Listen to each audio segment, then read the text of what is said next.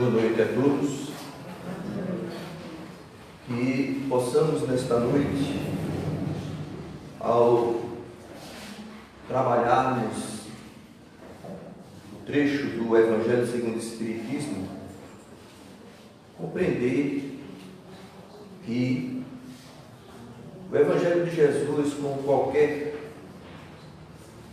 tipo ou trecho que formos abordar na Bíblia, elas se estendem em suas interpretações e compreensões de acordo com a nossa condição evolutiva. Então a nossa aqui proposta não é de encerrar nem o próprio Evangelho segundo o Espiritismo quer encerrar o entendimento absoluto e final de qualquer passagem de Jesus. Porque espíritos de ordem mais elevadas do que a nossa, e mais elevada do que qualquer espírito que a gente vem acompanhando em obras, como o próprio Emmanuel, eles têm uma visão baseada no seu ponto de vista, resultado da sua evolução intelecto e moral. Então nunca vamos ter o entendimento pleno do Evangelho de Jesus se não ascendermos a nossa condição evolutiva. Portanto, o Evangelho de Jesus, para ser compreendido em sua plenitude, requer que a gente evolua, cresça intelectualmente e moralmente.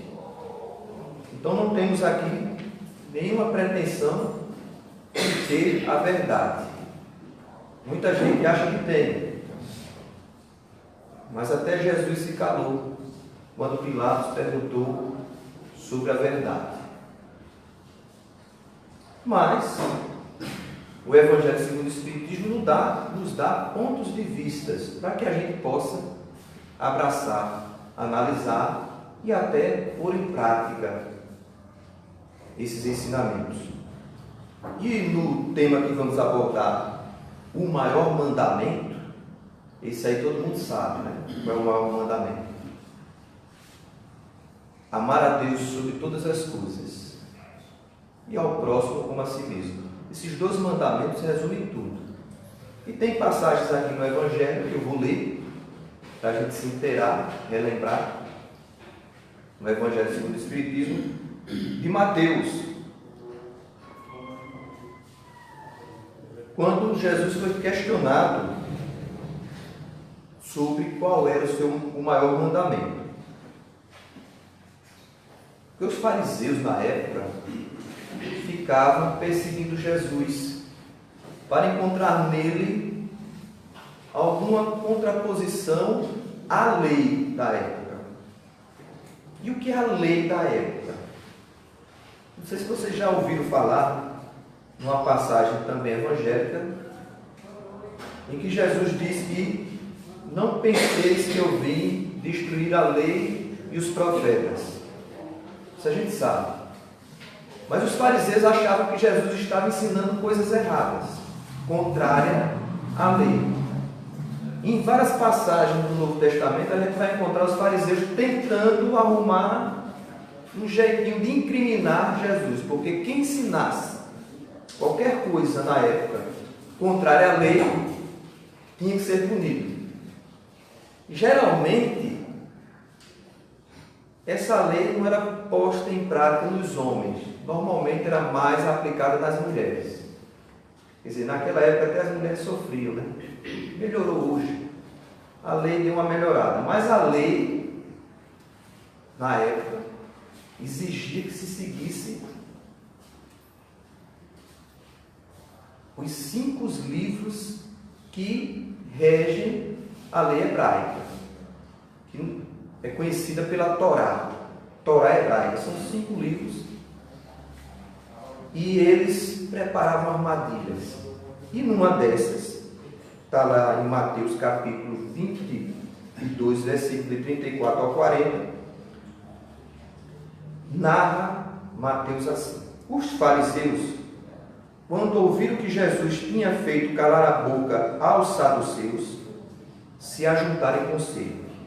E um deles, que era doutor da lei, ou seja, doutor da Torá, dos 5 livros, lhe perguntou: Mestre, qual é o maior mandamento? E Jesus lhe disse: Amarás ao Senhor teu Deus de todo o coração e de toda a tua alma e de todo o seu entendimento. Este é o maior. E o primeiro mandamento. E o segundo? Semelhante a este é: amarás a teu próximo como a ti mesmo. Destes 2 mandamentos depende toda a lei e os profetas. Os fariseus calaram-se e foram embora. Por quê? Porque Jesus não disse nada contrário à lei. Porque esses 2 mandamentos já tinham sido anunciados na Torá. Está na Torá, nos 5 livros, que na Bíblia nós encontramos no Deuteronômio, que é tradução em português, de um desses livros. Deuteronômio é o 3º livro, e Levítico, que é outro livro que faz parte da Torá. E esses 2 mandamentos já estavam nessas 2 passagens dos 5 livros iniciais da Bíblia, que eu vou ler aqui para vocês também. Eu leio porque vão pensar que eu estou inventando, né? Então, para que não fique, em Deuteronômio capítulo 6, versículo 5, está assim: Amarás, pois, o Senhor teu Deus de todo o teu coração e de toda a tua alma e de todas as tuas forças. Jesus repetiu o que estava na lei. Por isso que os fariseus não alegaram, não criaram confusão e foram embora. Mas estavam tentando provar que Jesus não conhecia a lei. E Levítico, capítulo 19, 18, tem assim: Não te vingarás, nem guardarás ira contra os filhos do teu povo, mas amarás o teu próximo como a ti mesmo. Eu sou o Senhor. Quer dizer, Jesus repetiu um mandamento, olha, de muito tempo atrás. Aliás, se formos estudar o Evangelho de Mateus, de Lucas, de Marcos, de João, nós vamos encontrar Jesus rememorando as leis que estão na Torá, nos 5 livros. Porque Deuteronômio e Levítico, eles reúnem leis que foram provenientes de Deus e da interpretação de Moisés, esses 2 livros. Que Deus, no Monte Sinai,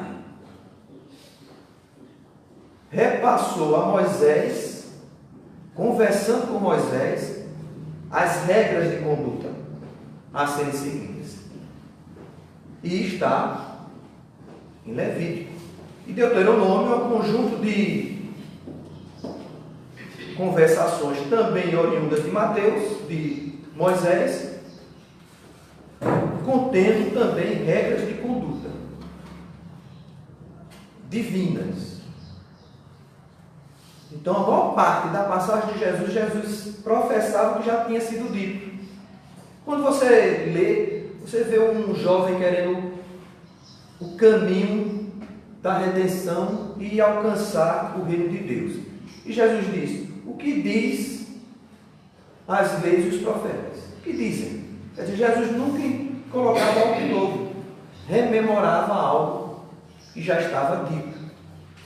Por isso que foi difícil os fariseus ou os saduceus incriminar Jesus por estar professando algo errado, a lei.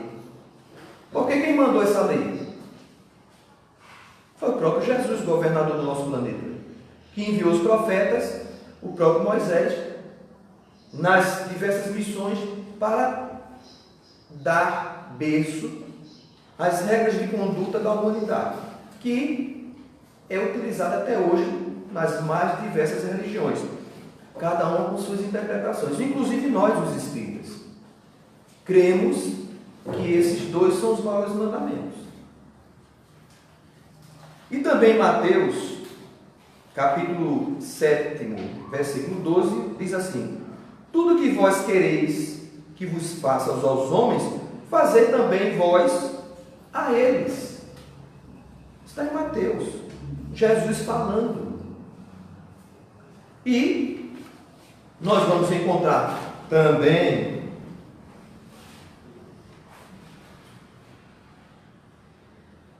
em Romanos, que já é cartas de Paulo a Romanos, e também em Lucas, passagens semelhantes, que Jesus jamais quis que as leis fossem destruídas, porque são minhas, eu enviei.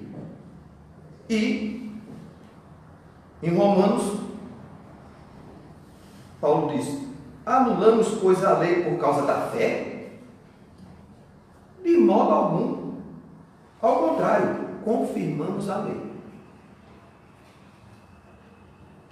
Então os espíritas dizem assim: a Bíblia não é seguida pelos espíritas. Pelo contrário, nós a seguimos. Só não a interpretamos como certas pessoas, literalmente. Porque interpretamos sempre à luz dos princípios que regem o universo. A lei de amor. Até porque lá em Levítico, a passagem diz: não te vingarás nem guardarás ira contra os filhos do teu povo. Então, vingança não faz parte da lei de Deus. A vingança. Devemos fazer ao outro aquilo que gostaríamos que nos fizesse. Olha a ordem aí.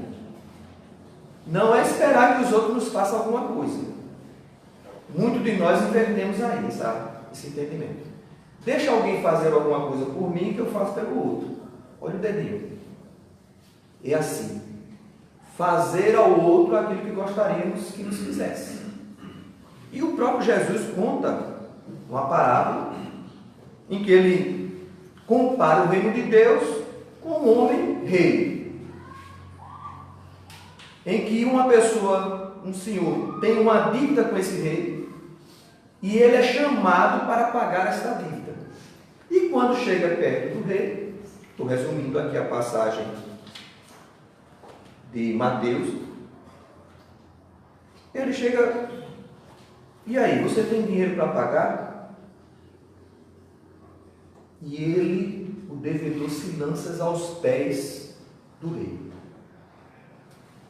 choramingando, pedindo que lhe desse tempo para pagar. Tem paciência comigo, que eu te satisfarei tudo.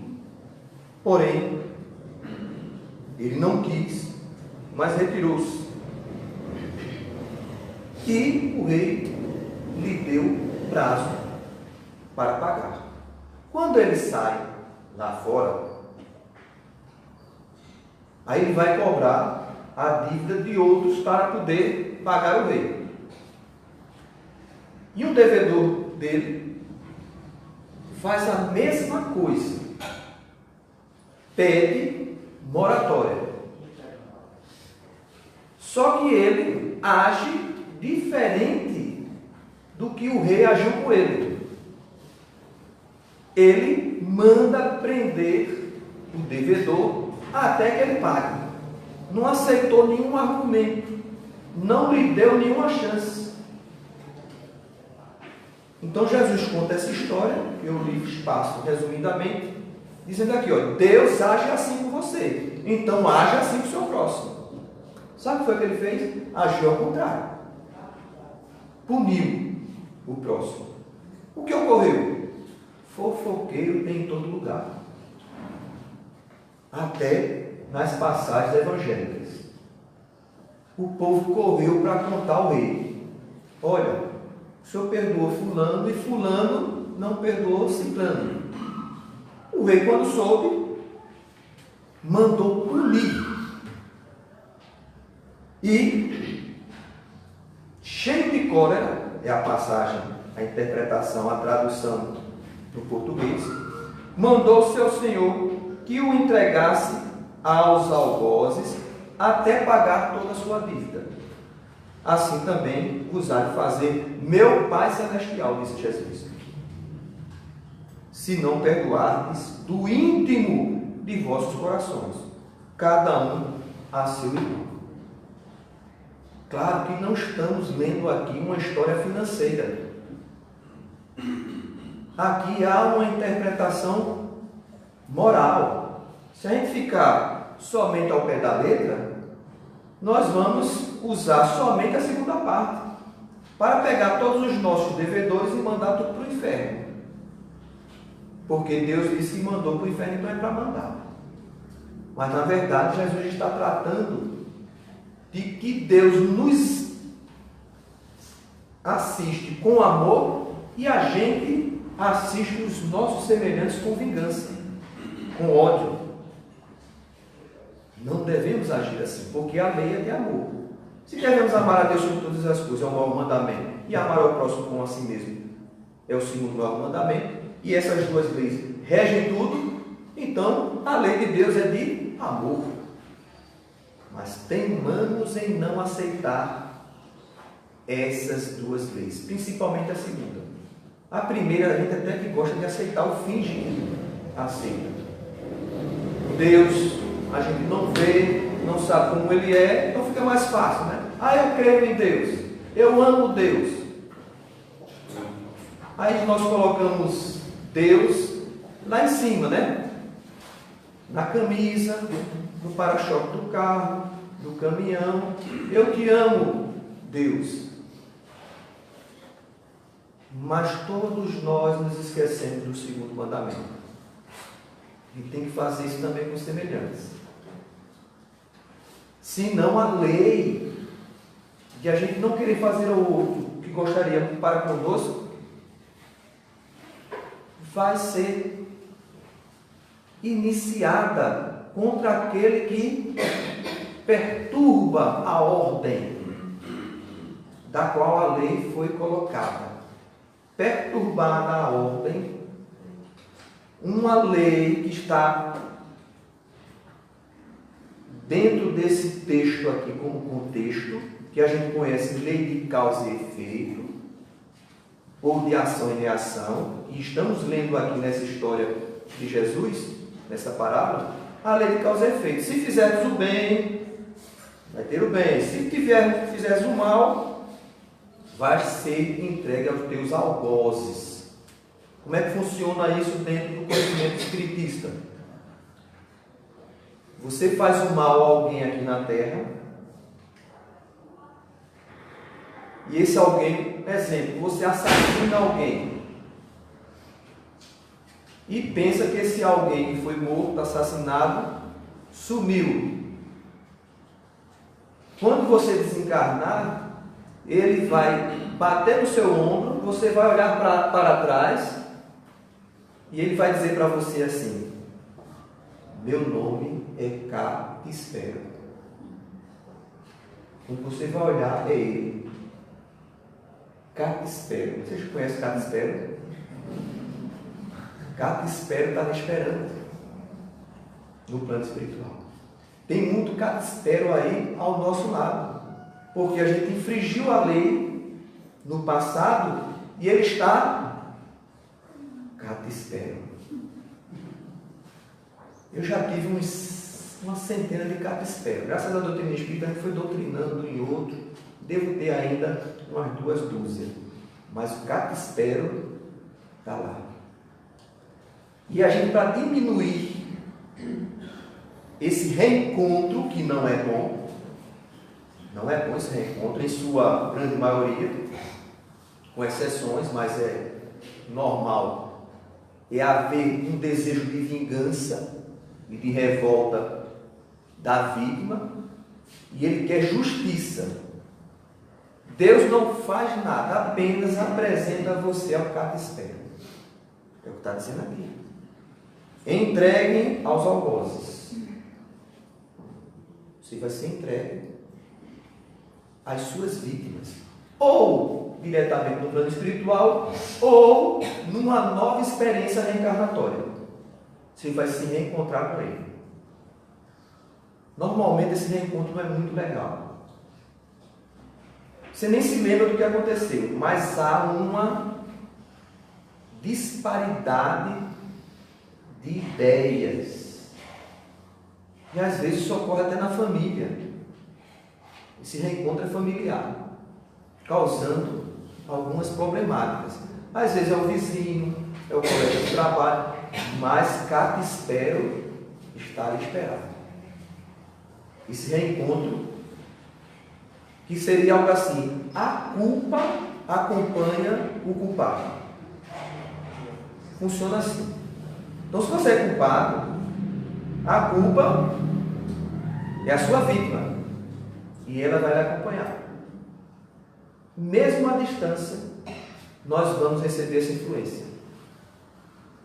E se não trabalharmos ao contrário, vamos criar um ciclo vicioso de encarnações e reencarnações, onde ora você é vítima do algoz, ora você é o algoz da vítima. E você fica trocando esse papel. Se estabelece aí, nesse ciclo repetido, a lei de Talião. Que muita gente diz aí, lei de Talião não existe no Espiritismo. Existe. Quem falou que não existe? Aonde está escrito que não existe pena de Talião?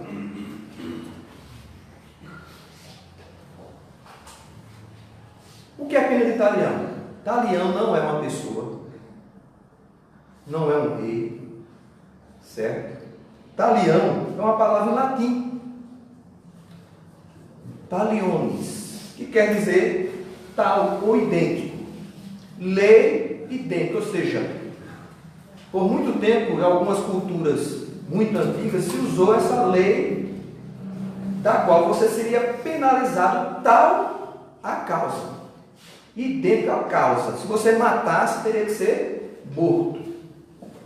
Então, a lei de Talião é a lei de ser punido da mesma tal qual você cometeu o crime. Então, algumas pessoas pensam que isso não pode ocorrer dentro do movimento espírita. Pode. Ela pode se estabelecer, se você quiser.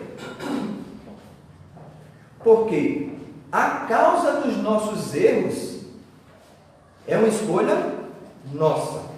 A ação é escolha nossa. A reação, ela está na lista de misericórdia de Deus. A reação. Isso eu não entendo. Porque eu ouvi falar que se você cometer um crime, um assassinato, você tem que pagar com muito sofrimento e dor. E você está me dizendo que Deus não vai querer isso, Ele vai trazer uma experiência de grande misericórdia e não de sofrimento. Por que as pessoas sofrem tanto? Porque não aceitam o amor na reparação. Não aceitam. Eles preferem não aceitar o segundo maior mandamento, estabelece aí, atrai para si mesmo a lei de Talião. Você começa a atrair a lei de Talião. Vou dar um exemplo. Você assassina alguém em outra encarnação. Esse alguém está com muito ódio de você. E você volta numa nova experiência para reencontrar com ele. Na lei de Talião, ele vai lhe matar. Mas Deus não programou isso. Qual foi a proposta de Deus?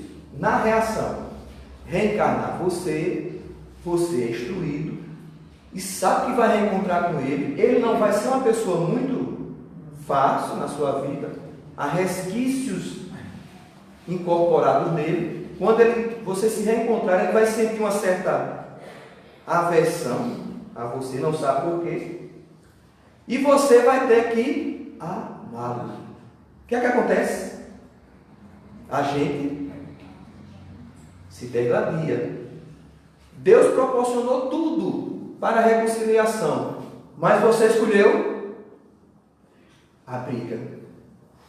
Aí cresce, relembram no seu inconsciente e cria o atrito. E pode ser que a lei de Talião ocorra. Aí ele, com ódio de você, por um impulso incontrolável, ele sente vontade de lhe matar e lhe assassina. Pronto. Só que tem um problema. A lei de Talião se estabeleceu. Você assassinou e foi assassinado, porque não aceitou a proposta de Deus de amar o próximo. Lei de Talião. Não por Deus, por escolha sua. Deu para entender aí? Então a lei de Talião pode se estabelecer. Infelizmente, muito comum, porque não aceitamos a lei de amor. Só que criou um problema. Ele me assassinou. Se a lei de Talião ficar se repetindo, sempre vai ter um assassinado e um assassino. E nunca vai haver um equilíbrio aí. Concordam comigo? Será que Deus quer isso? Então, lei de Talião não é divina. Aí está certo. A lei de Talião não é de Deus. É nossa. Que escolhemos que essa lei se cumpra. Quando não deveria. Por teimosia. Por teimosia. Porque antes que joguem pedra em mim, alguns espíritas fervorosos, não foi eu que disse, foi Emmanuel, no livro Consolador. Vocês briguem com ele lá. Pergunta 272. Eu já disse aqui, eu não venho para cá para falar do que eu acho. Eu venho para repetir o que eles dizem. Qual a significação da lei de Talião? Olho por olho, dente por dente, em face da necessidade da redenção de todos os espíritos pelas reencarnações sucessivas. Vejam o que Emmanuel diz. A lei de Talião prevalece, existe, para todos os espíritos que não edificaram ainda o santuário do amor nos corações, e que representa a quase totalidade dos seres humanos. Por isso que a gente não consegue ver a misericórdia de Deus. Por que não consegue? Porque Deus nos trata como rei da parábola e a gente age diferente do rei, que é Deus. Nos trata com amor e a gente trata o outro com o quê? Ódio. Por isso essa vida que a gente tem. E a gente não faz nada para alimentar, para mudar isso. Aí vem o Espiritismo para dar um basta. Para dizer, olha, está acontecendo, o umbral está lotado, vocês vão para lá se não mudarem. Vocês pensam que tem céu e inferno? Tem não. Ah, não posso matar, assassinar, me confesso, aceito Jesus, está tudo certo. Vai não, meu filho. Você está estabelecendo em si mesmo a lei de Talião de um passado e pode provocar isso no futuro, nas outras experiências. Então, lei de Talião é uma escolha nossa, não faz parte da lei de Deus, mas existe.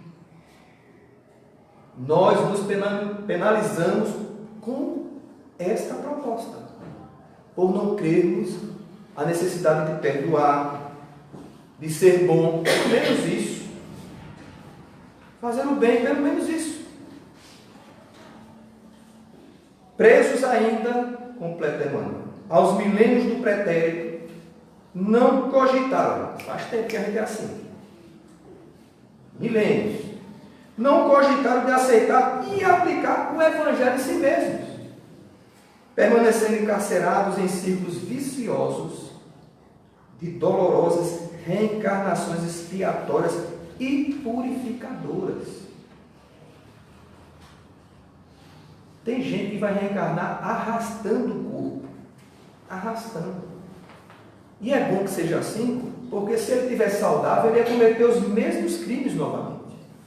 Aí tem que nascer se arrastando.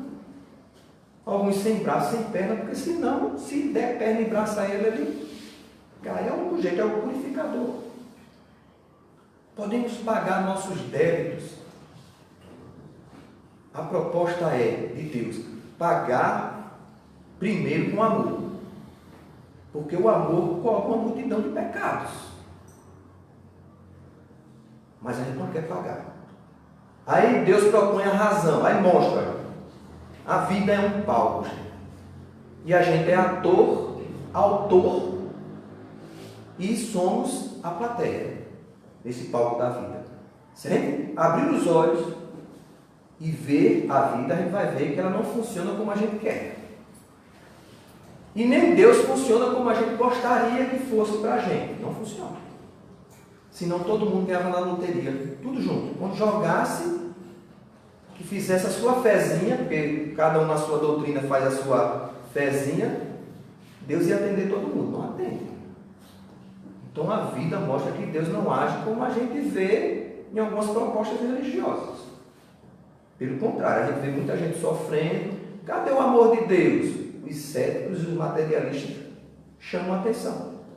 Porque o amor de Deus não se implanta desta forma. Ele nos dá livre arbítrio para escolher. E numa encarnação que a gente tiver, vamos aproveitar.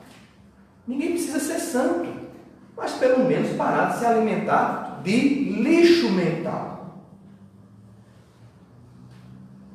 Lixo mental. Passa-se os anos, os séculos, os milênios, e a gente continua a alimentar-nos de lixo mental. Houve um tempo que era no bate-papo, porque não tinha escrita. Aí fofoca de um, fofoca de outro, lixo mental. Aí depois criaram os livros. Aí livro de fofoca, lixo mental. Falando mal de um, da outra, não sei o quê, estimulando guerras, os livros. Depois vem o advento do século XX, XXI, vem as redes sociais. A mesma coisa, só mudou o veículo. Dentro das redes sociais está lá. 10 sintomas da depressão. Se você tiver 3, você está deprimido. Aí um amigo meu que é louco por doença, ele ama a doença. Ele adora a doença. Ele gosta de filmes de médico, aqueles programas de documentários sensacionalistas. Se ele leu aquilo, ele deve estar internado numa urgência qualquer. E insistindo com o médico que é depressivo. Aí tem gente que consome. Eu li as 10. Os 10 sintomas, eu tenho todos os 10. Eu não sei qual é o termo, eu tenho mais do que depressão. Eu botei assim, depressão a terceira. Aí quem foi o médico? Ah, tem médico nas redes sociais, tem filósofo, tem poeta, cada poesia linda, batatinha com demais, se esparrama pelo chão, cada coisa, mas que não frutifica em nada para a nossa mente. Aí tem até redes sociais para saber todo tipo de violência que tem na nossa região.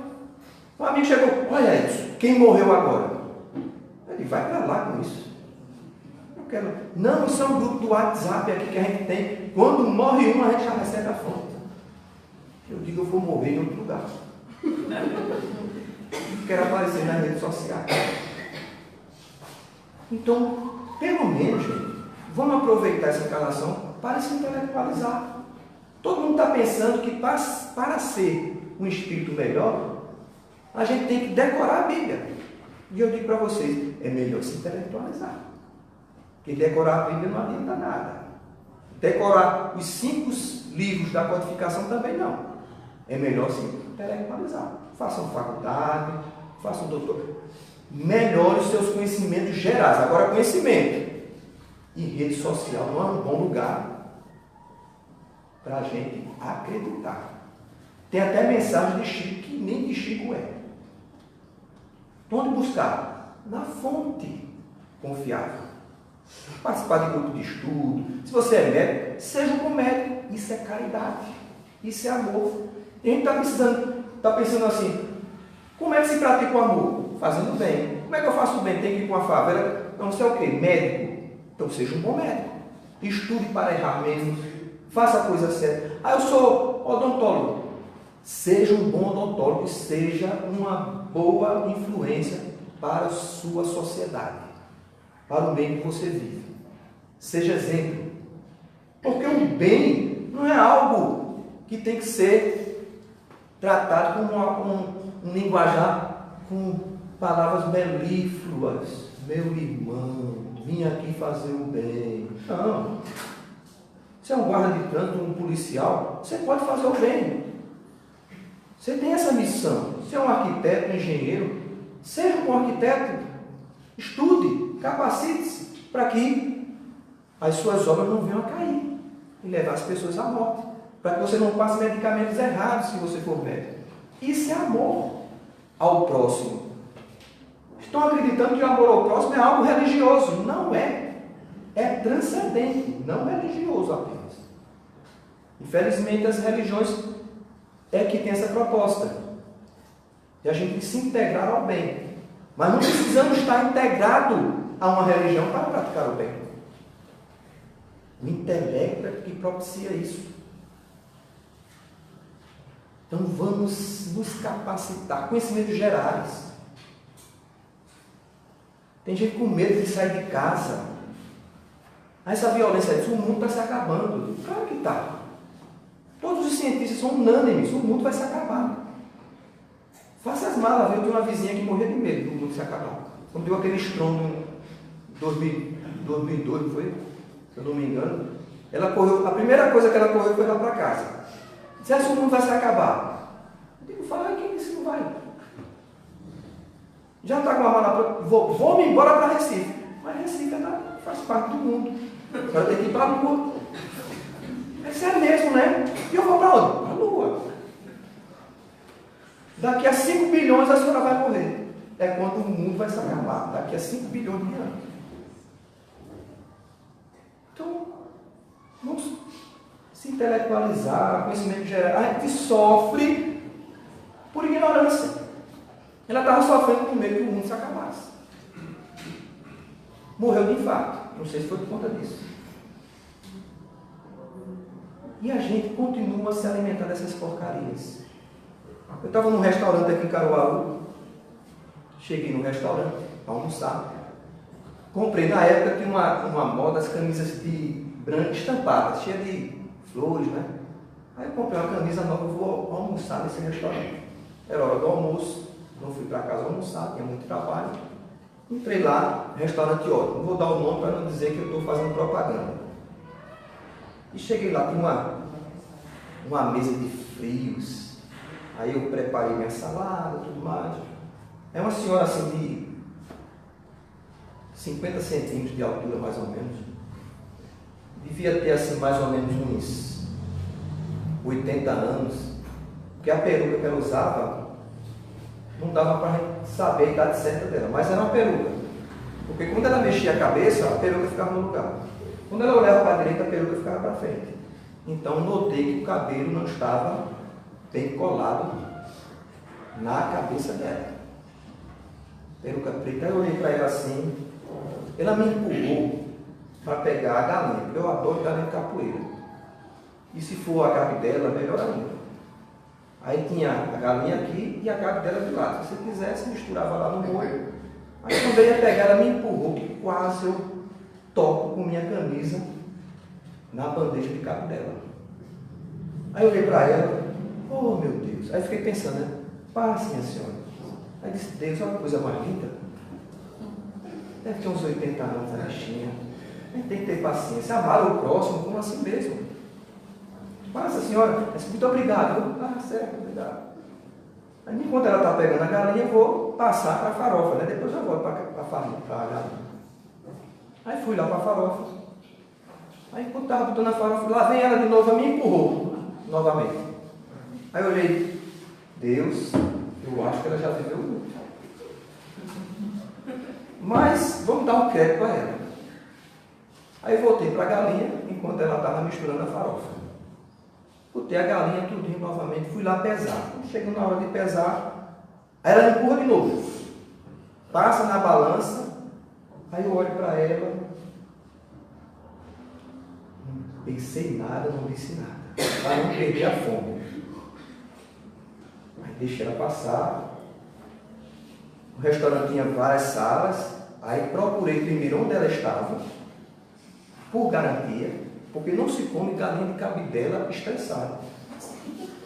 A gente tem que comer com muita calma, a gente faz uma prece antes, respira fundo, solta pela boca, inspira, aí deixa o coração se acalmar e vai chupando aquele ossinho, né? Com aquele caldinho, aquele sanguezinho, e gostoso. Não estou tão evoluído assim, me perdoe. Aí, escolhi um local onde ela não estava, diante de uma televisão. Ela estava em outra sala. Por garantia, eu me sentei numa mesa que a parede estava quase aqui. Encostei a cadeira quase na parede para ninguém passar. Não, ninguém me atrapalha. E comecei a comer. Primeiro o pescoço, porque o pescoço é uma área delicada. Enquanto eu estava sentindo o gosto daquele ossinho entre os dentes, aí, gente, ela passa por detrás de mim. Eu não sei, a lei da física foi colocada no lixo, porque não dava para passar ninguém entre a cadeira e a parede. Ela passou. Mas teve um agravante. Ela me empurrou no meu prato. Eu quase engoli o pescoço da galinha e sujou a minha camisa nova. Eu olhei para ela e disse, Deus, me perdoe. Mas quando ela estiver comendo a galinha, faça com que o osso enganche na garganta dela, ela engasgue, passe mal, morra. Mas Deus não me atendeu. Porque isso é o que eu quero, mas Deus não quer assim. Aí eu viro e ela senta do meu lado e eu faço assim. E ela lá comendo, não vou puxar nem conversa. Aí ela, e eu fazia de conta que era uma mosca. Aí ela, boa tarde, senhora, me virei. Ela disse, você viu o que, meu senhor? Um acidente na BR-232. O ônibus passou por cima de uma moto. Olhe, uma tragédia. O ônibus parou, porque estava em engarrafamento. E olhe, gente, a cabeça dele estava estourada, o pescoço para fora, as tripas voaram, era sangue por todo lado. Na hora eu estava com a asinha na boca, eu já cuspi a asa, com nojo. Com a descrição perfeita. Ela descreveu o baço, o estômago, o intestino, tudo de fora, pulmão. Uma descrição, eu digo, meu Deus, de onde ela viu tudo isso? Ela disse, a senhora desceu do ônibus? Não. Aí fiquei imaginando. Eu digo, ela deve ter se pendurado, pediu para alguém segurar as pernas dela na janela do ônibus, para ela ver tudo e descrever tudo aquilo. Eu perdi a fome na hora, a descrição foi perfeita do acidente. Eu disse, meu Deus do céu. Mas ela tinha o prazer de repassar tragédias. Ela se alimentava de lixo mental. E eu estava me alimentando, você me condenando, né? Por conta da galinha. É melhor comer galinha do que comer esse tipo de lixo mental. Esse é que agrava nosso padecer. Me levantei, refiz minha última oração e ainda aguardei 5 minutos para ver se ela engasgava. Não engasgou, fui embora. Mas antes, olhei para trás, uma jovenzinha estava do lado, ela bateu assim, você viu? Ela ia contar novamente a tragédia. Então temos este hábito ainda de atrair para nós tragédias, para imprimir no nosso destino a lei de Talião. Aí a gente não consegue enxergar a lei de Deus. Mas qual é a lei de Deus? Amar ao próximo assim mesmo. Você não queremos obedecer. A lei de Talião se expressa. Moisés continua, Emmanuel, na pergunta do Consolador. Proclamou a lei antiga, que a gente leu aqui, muitos séculos antes do Senhor, como eu citei no começo da nossa palestra. Estava lá em Levítico e Deuteronômio. Como já dito, o profeta hebraico apresentava a revelação com a face divina da justiça, que é uma face do amor, não é de vingança. Se Moisés ensinava o olho por olho, dente por dente, Jesus Cristo esclarecia que o amor cobre a multidão de pecados. Quer diminuir o sofrimento para o futuro, viu? Você pode se consolar e aliviar o sofrimento atual, porque já é feito do passado. Se já estamos transitando no presente com a dor, é porque a gente já se negou ao amor e aceitamos a dor como único recurso. Daí a verdade de que criaturas humanas se redimirão pelo amor e se elevarão a Deus por ele, anulando com o bem todas as forças que lhe possam encarcerar o coração nos sofrimentos do mundo. Então, se afastar de Deus, segundo Emmanuel, é experimentar a lei de Talião. É você impor a si mesmo a lei de Talião, negando-se a aceitar o maior mandamento. E o segundo maior mandamento é uma negação que gera sofrimento e dor. A lei de Talião se expressa, se apresenta. Como Emmanuel disse, a totalidade maior da humanidade sofre a lei de Talião. Mas vocês não. Vocês hoje estão sabendo. Não vai mais escolher a lei de Talião para pagar os seus débitos e reiniciar um novo processo de culpa e culpar ou vítima. Amanhã é domingo, vão para a casa da sogra, vão tratar ela bem, vai dizer que a comida está gostosa, se for a nora ou se for o genro, fazer as pazes com o vizinho. Não é assim que funciona? Do dia para a noite? Não funciona. Tem que se capacitar. Alimentem-se mentalmente de coisas boas e a bondade se expressará em suas atitudes. Mecanicamente quase. Porque a lei de amor, a gente tem que entender, mas como é que se ama minha sogra? Como é que se ama meu inimigo? Fazendo bem. Então traduzam assim: querer fazer ao outro aquilo que gostaria que nos fizesse é antecipar. Se antecipar. Faça o bem a ele. Antecipe-se. Por isso, devemos entender assim: como amar alguém? Fazendo bem a ele. O bem cobre uma multidão de pecados. Qual o segundo maior mandamento? Fazer o bem ao seu próximo como você faz bem a si mesmo. Simples assim. Porque tem gente que vai estar pensando que amar o próximo é chegar lá: te amo. Te amo. Não resolve.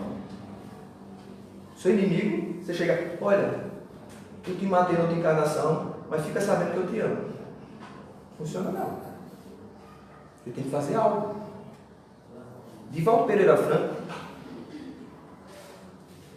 passou longos 30 anos. Isso é um exemplo para nós espíritas, né? Porque tem espírita aí que não pode encravar uma unha que ele acha que está sendo injustiçado. E Divaldo Pereira Franco passou mais de 30 anos com o obsessor, na cola dele. Sabe como era o nome do obsessor? Capispero. 30 anos. Estava tomando banho, ele aparecia. Sou eu, Capispero. Ele chamava do homem da máscara de ferro. Tão rude a feição dele de ódio, de rancor a Divaldo. Divaldo não deve ter feito coisa boa para ele está daquela forma. Por mais de 30 anos. E Divaldo fazendo bem, Divaldo com Joana de Anjos, Divaldo com Amélia Rodrigues, o Manuel Filomeno de Miranda, essa tuia de espírito, mas cadê que eles separaram a vítima do algoz? Está aqui em Jesus. O rei disse o quê? Vai ter que ser entregue aos seus algozes. Divaldo foi entregue ao seu algoz, porque cometeu um crime no passado. E tinha que arrumar um jeito. Qual é o pagamento que dá certo? Amor. E Divaldo construiu uma mansão no caminho e o cara na cola dele. Psicografou livros, fazendo palestras pelo país inteiro, em vários países, e o cara lá na cola. Até que colocaram uma caixa de sapato com uma menina dentro, um bebezinho, na porta da mansão do caminho. Quem já foi na mansão do caminho vai ver que é enorme. Mas tem um portão lá, deixaram lá, e chamaram ele. Deixaram um bebê lá. Era um bebezinho, uma menina, que estava cheia de formiga em cima dela. Ela tinha problemas motores, problemas provavelmente mentais.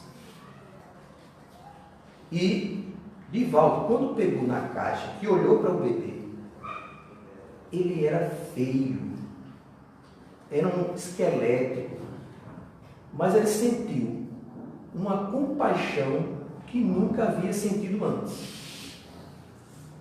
Um amor. E ele disse, eu mesmo lavo ela, eu mesmo limpo ela. Liguem para o médico para prestar assistência para ele vir aqui. Ele tem alguns filhos que se formaram em medicina e socorreram a bebê. A bebê cresceu, foi criada, e ele tinha um afeto diferente dessa criança. Ela não iria viver muito por conta dos problemas que ela tinha biológicos, já de nascença. Em um certo momento, Divaldo estava em oração, no seu quarto, quando de repente aparece quem? Capispero. Aí Divaldo, quando vê, diz, de novo? Não aguento mais. Mas quando Divaldo levanta os olhos, Capispero está chorando. Por mais de 30 anos seguindo Divaldo, querendo matá-lo, para reencontrá-lo no plano espiritual e formalizar sua vingança. E ele chorando disse, agora eu acredito em você. Porque aquela criatura que você pegou na porta da mansão do caminho foi minha mãe. É minha mãe reencarnada. Quando vi você com todo aquele amor, com toda aquela compaixão, eu acreditei que você mudou. Você é uma pessoa boa. Você é um homem de bem. A partir de agora, você está livre de mim.